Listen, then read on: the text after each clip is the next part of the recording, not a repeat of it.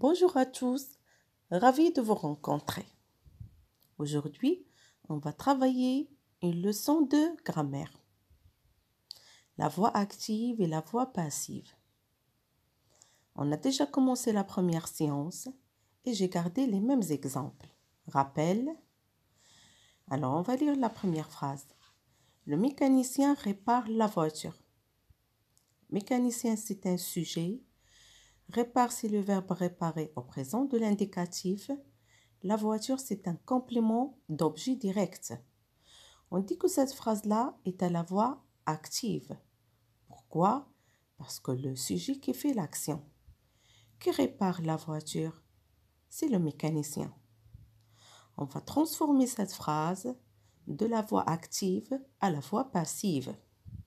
On va commencer par le groupe nominal qui a été un COD dans la voix active, la voiture. Le verbe réparer est au présent de l'indicatif dans la voix active. À la voix passive, on va conjuguer l'auxiliaire être au présent de l'indicatif. On va ajouter le participe passé du verbe réparer qui s'accorde en genre et en nombre avec le sujet. La voiture, c'est un nom féminin, alors réparer, on doit ajouter E. Le mécanicien qui a été sujet dans la phrase active va prendre le rôle d'un complément d'agent dans la phrase passive. Et voilà, on dit que la phrase « La voiture est réparée par le mécanicien » est une phrase à la voix passive. C'est ce qu'on a appris dans la première séance de la voix active et la voix passive. Alors, suivez avec moi, mes chers élèves. On va changer le présent de l'indicatif par le futur simple.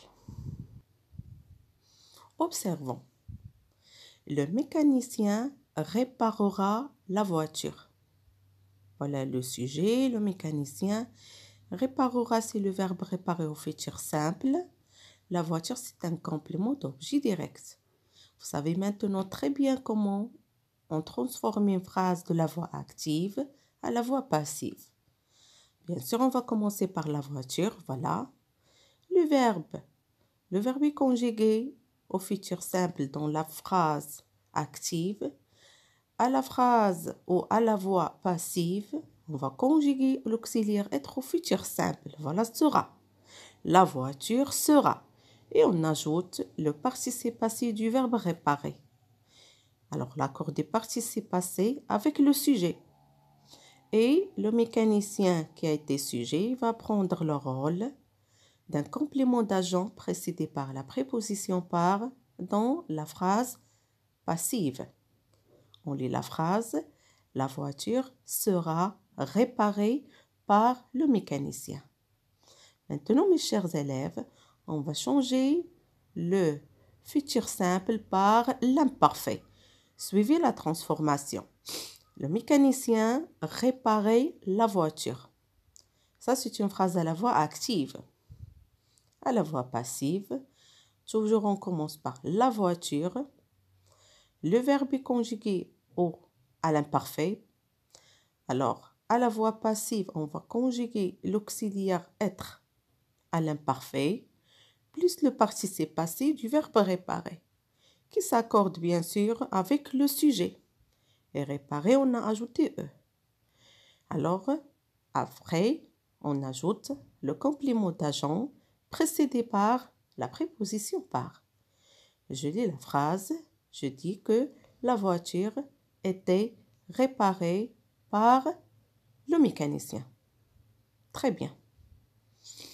Alors, aujourd'hui, mes chers élèves, notre leçon se compose de la voix active et la voix passive. On va savoir comment on peut transformer une phrase de la voix active quand le verbe est conjugué au passé composé. Suivez attentivement. On garde la même phrase. Le mécanicien a réparé la voiture. Alors, on a ici sujet, le mécanicien a réparé, c'est le verbe réparer au passé composé. La voiture, c'est un complément d'objet direct. Très bien. Pour transformer cette phrase de la voix active à la voix passive, je commence par le groupe nominal qui a été inserté dans la phrase active. La voiture. Très bien. Le verbe est conjugué au passé composé dans la voix active. À la voix passive, on va conjuguer l'auxiliaire être au passé composé.